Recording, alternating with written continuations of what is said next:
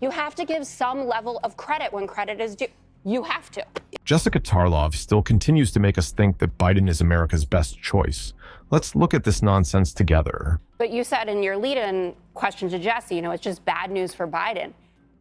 The jobs report today was a monster. Wait 3 months. Fine when it gets revised down. Also, the part-time jobs, and there's data looking at this. That's a trend that's been happening. It obviously was accelerated through COVID with people opting into that. You still don't add 15 million jobs, and even taking away what we got back from COVID is adding jobs at a faster clip than Trump to go up to 303,000 when it was supposed to be 214. But it's going to be revised. But it's not.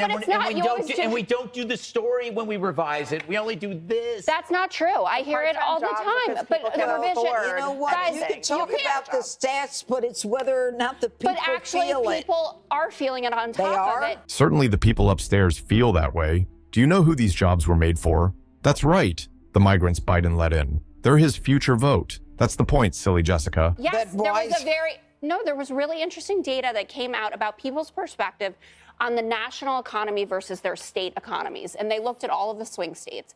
And people thought the national economy was terrible. It was like at a -30. And individual economies in Wisconsin, in Georgia, Pennsylvania, Arizona, all the states that you need to win to become president. So why is Trump ahead in those states? Well, first of all, if you look at it, those polls were within the margin of error. I have talked to you about... In all but one. one. Margin of error, it is a jump ball. That's what's going on. If this was the worst economy in the world, which is what you would say about it, there is no way that we would be even close to this. It would be a runaway for the person on the top of the Republican ticket. And it's not, because people know wage growth is up. It's going past the rate of inflation. Unemployment, 3.8%, 26-month streak. We haven't seen that since the 1960s. You have to give some level of credit when credit is due. You have to. And you have I just zoned out, Jessica. I was looking at notes for the next segment. And you have to give credit to the American people who assimilate this and make their own judgment. Sure, and they voted for Joe Biden. They'll do it again. A bombshell. Okay, bye. People think the economy has gotten a lot worse under Biden. Look at this graph. It just went down when Biden took office. Jessica can't see the real numbers, and even Greg Gutfeld mocked her. It's like he didn't listen to her nonsense and wanted the circus to end faster. The good news is it's not permanent, and people wake up and they are embarrassed and ashamed, as I felt in 1976. But more and more people are leaving the MAGA cult. It's important that people not just yell at people who are still trapped in this delusion. Ask questions in a respectful, curious way that gets them to start realizing they've been conned and that their minds have been hijacked. Katie, I don't know who that guy is, but he apparently has a solution to taking Trump voters away from Trump. We're living in an alternate reality. Why do you think he says that? I don't think he really knows what he's talking about. He's this weird cold expert, someone that Jesse might have on his show at some point, right? Did you interview him for your book? Maybe. I should. You But should thanks have. for The next part reminding everybody about the book. You're welcome. Yes. Still buy I'm here to do that. Together. I think what The Rock was saying was interesting in the sense that we're dealing with the same situation that we were dealing with in terms of candidates as we were in 2020. Here we are again. And he's saying that he made a mistake, essentially, by endorsing Joe Biden. Such mistakes are brushed over these days. Even Elon Musk has said he made a mistake in picking Biden and will be ironcladly voting Republican this year.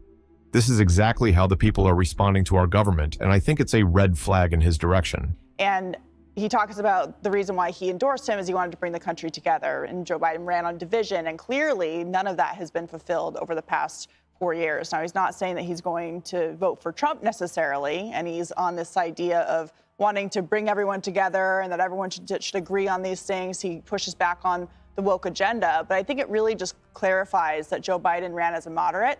He ran as someone who was going to be a president for everybody. And he's actually been a very far left, divisive president. And people are starting to realize that in the sense of admitting that they were wrong about the choices that they made publicly in 2020. One of the things, Greg, that he talks about the woke and cancel culture. And he says that it's more important that you be real and honest and not worry about being canceled. Easy for him to say. Well, you know what? It's if that's what he said on the air, imagine what he really feels, because he was tiptoeing through the tulips on that topic. Yes, of course it is. He's a one-day candidate we'll quickly forget like a bad dream. Of course he's fine if he doesn't get elected. He has other issues that are far more important to him than our country. Generally, they don't want to say anything, and it's true. It's only big stars who can speak up because they can withstand whatever follows. They're not going to be canceled, but that's why it's important. Clint Eastwood had to wait. Arnold Schwarzenegger had to wait. Sly Stallone, Bruce Willis. These guys were not liberals. Most of them were all Republicans, but they couldn't speak out until they were big enough to speak out because they couldn't be canceled by the awful publicists in Hollywood. But I got to point out that cult expert guy. He looks like a Heaven's Gate member who missed the comet. Remember they were trying to jump on a comet?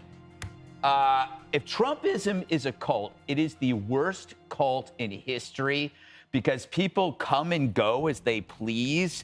Everything is wholly transparent. There's nothing is secretive about it. And people seem to be having a good time. It doesn't seem like they're terrified of reprisals. If this is a cult, then so is Oktoberfest. I mean, Trump, if you want to, I think what you could say about Trumpism, if it's an ism, is that it's more like your favorite team, where you root for your guy and you root against the other guy, but you still can hang out with the other guy's fans. It's not a big deal, but they can't. But the other team can't do it. People who are pro-Trump have no problems pulling over and helping you change a tire. They don't care if you got a Biden bumper sticker on your car. They'll do it. It's not a two-way street. Greg Gutfeld made a good point that I couldn't agree more. People are worried. The country is in chaos, unemployment, migration crisis, and a complete mess. What's next, Joe? Yep. Okay. All right, Jesse, the last time we had one former president run against a sitting president was when Grover Cleveland ran against Benjamin Harrison. Okay. I didn't know either of them. Don't look at me. I know what you're thinking. Right now, it's bad news for Biden because everyone is asked, when you think about it, was your life better under Trump or under Biden? And apparently 60% say their life is bad under Biden. Only 47% say it was bad under Trump. That's why it's so easy to vote this year, because 4 years ago, you had the guy. It wasn't like you don't remember what it was like 4 years ago. Everybody remembers. The only person who doesn't remember is an old elderly man with a hazy memory. But that's an advantage as a voter because it's so fresh. And that's why people are now saying, well, wait a second, I don't like where we're going. And The Rock, I think this is a business move because he's on the board of directors for the company that owns the UFC and WWE. No doubt it was a business move where he wanted to get attention. I don't know a single sane person who will vote for Biden in 2024. Of course, we don't count our Jessica. She's unique. It's awful when people in all seriousness support such a candidate and believe he will make the country great. What do you think about that? Write your opinion in the comments, and don't forget to watch other shocking news on the channel.